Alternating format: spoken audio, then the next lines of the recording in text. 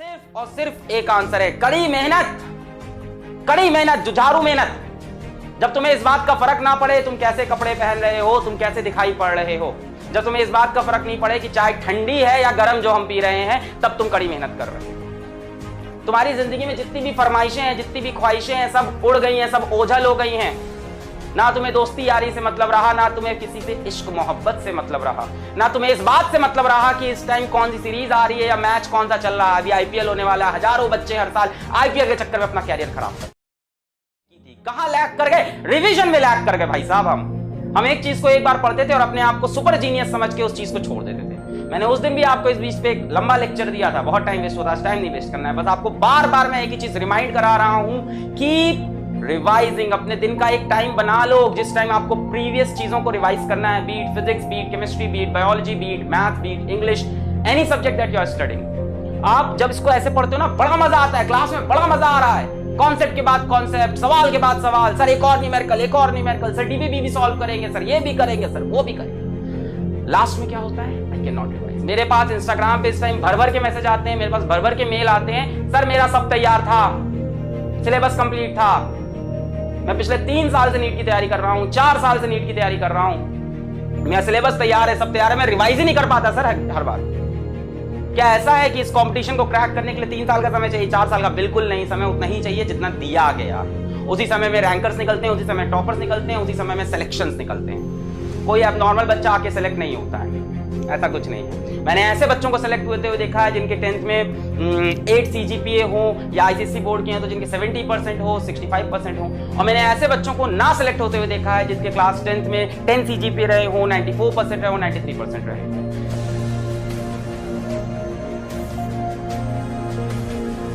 Inner peace चाहिए तुम्हें, अपने इनर पीस। तुम्हें कुछ नहीं करना है, तुम्हें सिर्फ स्टिलनेस ऑफ माइंड चाहिए। क्या चाहिए? Stillness of mind.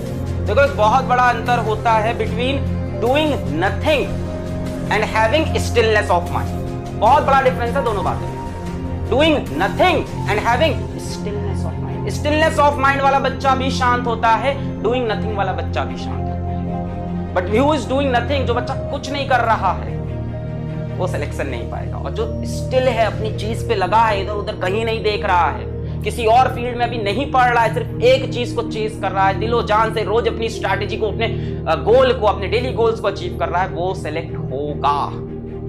कोई एक्स्ट्रा ऑर्डिनरी चीज करके सिलेक्शन नहीं होता है, सिर्फ ऑर्डिनरी चीजों को रिपीटेड वे में, सेम ट्रैक में कंसिस्टेंट होके करना पड़ता है, और कंसिस्टेंसी गायब होती है हम सब में। कंसिस्टेंसी हमें गायब होती है। हफ्ते में 2 अच्छे दिन होते हैं, पढ़ाई के 5 खराब दिन हो जाते हैं, और उन 2 अच्छे के दिन पे, 2 अच्छे दिनों के दम पे हम 2 हफ्ते बिताते हैं कि यार पिछले ट्यूसडे तो हमने 8 घंटे पढ़ दिया था, क्या बात है, उस मंडे तो हमने 10 घंटे पढ़ दिया था। जरूरत नहीं है आपको, आप रोज 6 घंटा पढ़ो, पर रेगुलर पढ़ो। कंसिस्टेंसी बहुत टफ चीज है, आई एग्री। क्या चाहिए होता है पता है उसके लिए? स्टिलनेस ऑफ माइंड, पीस, शांति। आप 10 झमेलों में खुद को मत फंसाओ, आप अपने लाइफ के एम के लिए क्लियर रहो।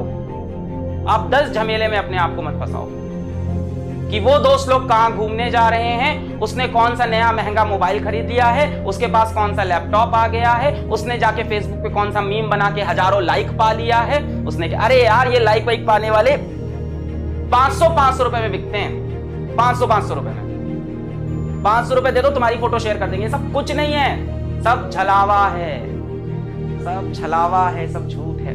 अपने असली गोल को चेज करो।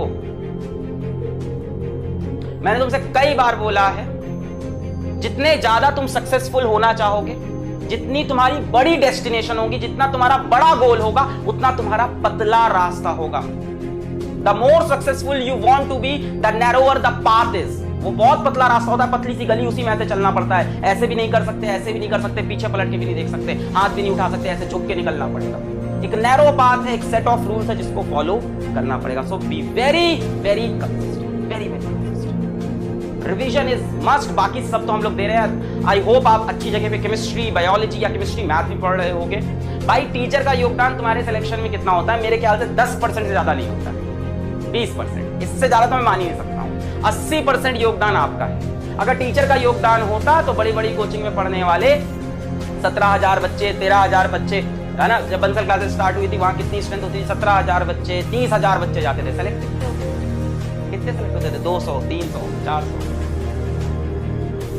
वहां टीचर्स हाई फाई पढ़ा रहे थे, एकदम मटेरियल दे रहे थे, एकदम भर भर के, है ना। ये असाइनमेंट, वो असाइनमेंट, ये वो।